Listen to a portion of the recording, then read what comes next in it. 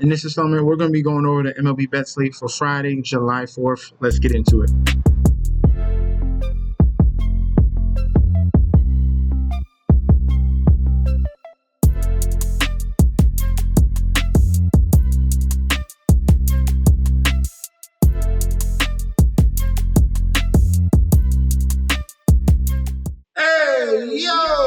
Welcome back to the channel. It's your boy Chef D, and I'm here to bring you the winning ingredients for our slate on July 4th. But before we deep dive into that, don't forget to like, comment, and subscribe to the channel.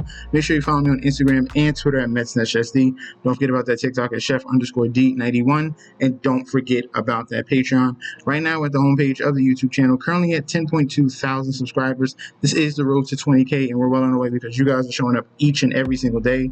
If you're already subscribed, continue to like and comment. That helps the YouTube algorithm so you can grow to a much broader audience. All right, now for our previous video on the first, we went 0-2. We had 3 games that were postponed, unfortunately, and the other 2 came through as losses. So we're going to be bouncing back in this one for another 500 slate here. All right, so if you guys want to get signed up for that Patreon, remember that link is provided down below, and you're going to get full access to daily bets, future bets, and access to that group chat that goes off 24/7. In Citizens Bank Park here, we have the Philadelphia Phillies 51-36 going up against the Cincinnati Reds 45-42. Looking at the current pitching matchup for this one, Andrew Abbott 7-1 with a 1.79 ERA, 1.02 WHIP, going up against Jesus Luzardo 7-4 with a 4.06 ERA and a 1.41 WHIP. Current odds for this matchup here, Phillies are home favorites -160 with the comeback of the Reds at a +135. Total set at 8.5. So decent number here. Despite the fact this is some 2 talented pitchers here that we got on the mound. Starting off with Andrew Abbott, he has been phenomenal on the road. 1.42 ERA and a very low average there at 144. Strikeout numbers look good. 39 strikeouts in 38 innings. All in all, solid home run per 9. He's keeping that 30% strikeout rate to righties. That's great. 170 batting average to righties, 0.79 to lefties as well. And this is a lefty versus lefty matchup, so he's going to be seeing majority righties, and it's phenomenal numbers across the board here. Jesus Luzardo here has pitched stronger at home than on the road. He does have some spots where it's just uncharacteristic blow-ups, and he's giving up home runs. That's really home runs and walks has really been his issue. 3.78 ERA at home with a 266 batting average. If we're looking at his advanced numbers here, we have a 23% strikeout rate to righties, 277 batting average, a 1.30 WHIP. So definitely better than what we've seen on the road, especially in the home run department and walk department. It's totally different here. He pitches much better at home. So this game here is looking like a pitcher's duel. Abbott has been phenomenal. Luzardo has been phenomenal as well, but he does have those spots where it's just big blow spots, and that's why his ERA is at 4. But this game here at home, we're going to be taking advantage of both pitchers in good environments. So I'll be going with the under 8.5 in this play. Secondary play will be +1.5 with the Cincinnati Reds. In Citi Field here, we have the New York Mets 49-38 going up against the Yankees 48-38. We have the Subway Series in this matchup. Current probable pitchers here: Marcus Stroman 1-1 with an 8.16 ERA, 1.67 WHIP, going against Paul Blackburn 0-3 with a 7.71 ERA and a 1.98 WHIP as well. Current odds for this one split down the middle here: Mets -110, Yankees -110. New York is split in this particular game here with the total at 9.5. All right, now looking at this pitching matchup here, Marcus Stroman has been bad before this season, before his injury, and then has been bad after as well. Looking at his overall numbers this season, giving up way too much power here to lefties, 2.25 home run per 9, 1.42 versus righties. The walk rate versus righties is embarrassing at 20%. Then he's given up a 273 batting average to lefties, a 1.50 whip, 1.89 whip versus righties as well. So just a ton of opportunity. The xFIPs are both above 5. And this is definitely a spot where offense should reign supreme.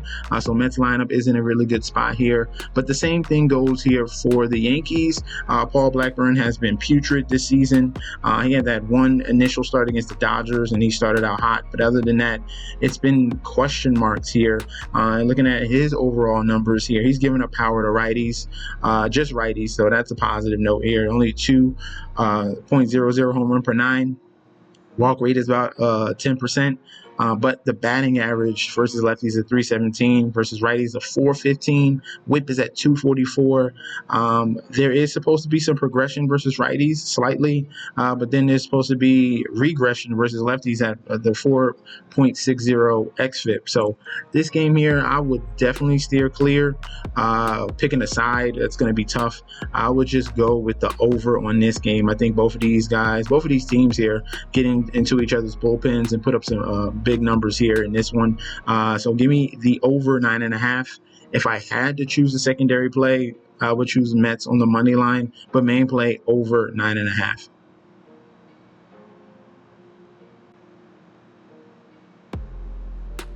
In Nationals Park here, we have the Nationals 36-50 going up against the Boston Red Sox 43-45. Looking at the pitching matchup in this one here, we got Lucas Giolito 4-1 with a 3.99 ERA going up against Michael Soroka here 3-5 with a 4.70 ERA, 1.03 WHIP. Looking at the current odds for this one, we have Boston as slight road favorites -120 with the comeback of the Washington Nationals at an even number. All right. So in this one here, no total as of right now, so we're just going to be going off of who's going to win this particular matchup. Pitching matchup, Lucas Giolito. He has been hot and cold on compared from home to road. He has these splits here, but he's been very good on the road, and this is a spot where you want to back Lucas Giolito. 2.15 ERA on the road, a 184 batting average, a 30 strikeouts in 29 innings. That's strong. Looking at his advanced numbers, he is giving up power. All right, 1.26 versus lefties, 1.20 against righties. Other than that, it's a low average, a low whip, and no cause of concern here. I like Lucas Giolito when he's on the road. All right, Michael Soroka, he's been bad on the road, pitches slightly better at home with a 3.91 ERA and a strong average at 205. But his advanced numbers here, we see some bad numbers against lefties. All right, 10% walk rate against lefties. That's definitely not good. 227 batting average against lefties as well. His weak point is lefties, but he's giving power to righties. So he's giving opportunities to both sides, either hits and walks to lefties or power to righties. And with this lineup here, it's going to be very lefty heavy in the Red Sox, where they're going to be throwing 6 lefties in the lineup against them. And they can definitely take advantage here with opportunities to get on base with that 10% walk rate. All right, so this game here, I'm going to be going with the Red Sox on the money line in this particular game. Give me them on the money line. Secondary play, once the total comes out, I would go towards an under. This line with both of these guys there might be at an 8.5. If it's at 8.5, I would definitely take the under. 7.5. If it's 7, I wouldn't touch it. 8.5, which I think this line would be at, I would take the under in this one. All right.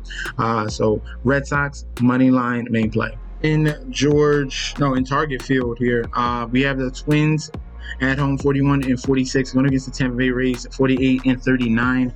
Pitching matchup in this one, we have Zach Littell 7-7 with a 3.61 ERA, 1.07 WHIP. Going against Chris Paddock here 3-7 with a 4.70 ERA and a 1.23 WHIP. Current odds for this matchup, we have the Twins as slight home favorites -120 with the comeback of the Rays as an even number. Total at 9.5, and that's split down the middle here with that -110 on either side. So we can go either way in this one when you're talking about the total.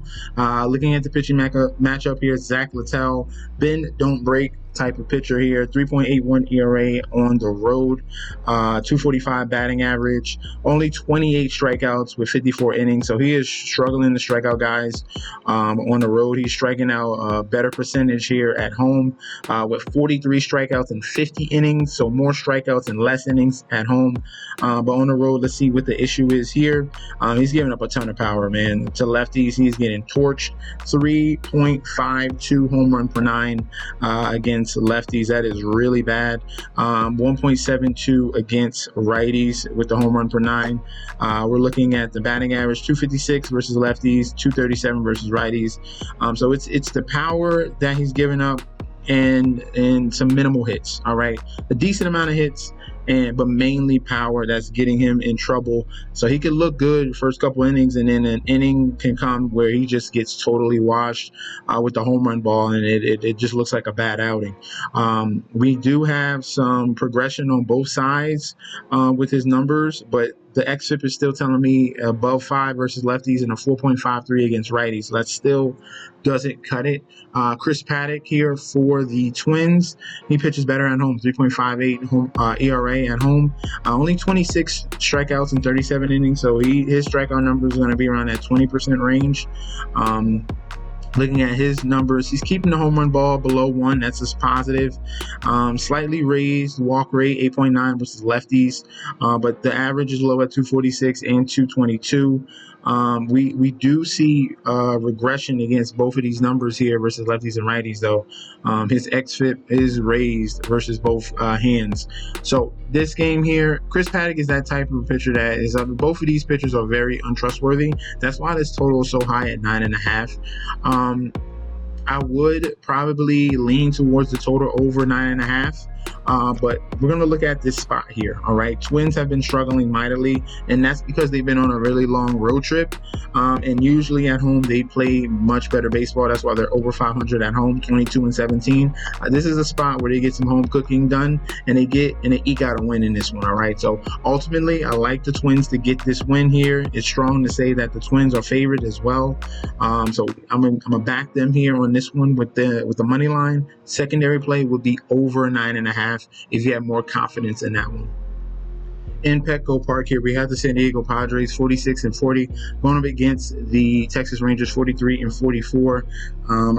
This pitching matchup here, Kumar Rocker 3-4 with a 6.13 ERA and a 1.54 WHIP, going up against Randy Vasquez 3-4 with a 3.84 ERA and a 1.39 WHIP.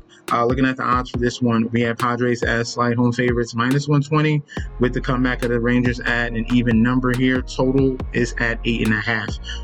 Looking at this pitching matchup here, Kumar Rocker has been very shaky this year, and it's mainly been on the road. All right, it's been alarming. At home, 2.35 ERA. On the road, it's a totally different story.